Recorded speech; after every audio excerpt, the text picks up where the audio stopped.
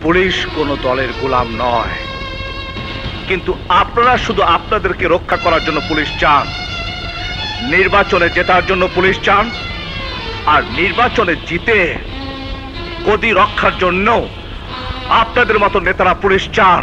Don't talk মোর। কি বলতে চাও তুমি? আমি বলতে চাই, ক্ষমতায় যাবার জন্য নির্বাচনের আগে জনতার সামনে গিয়ে হাত জোর করে ভোট চান, কিন্তু ক্ষমতায় বসেই যারা ভোট দেয় ওই সব মানুষদেরকে ভুলে যান।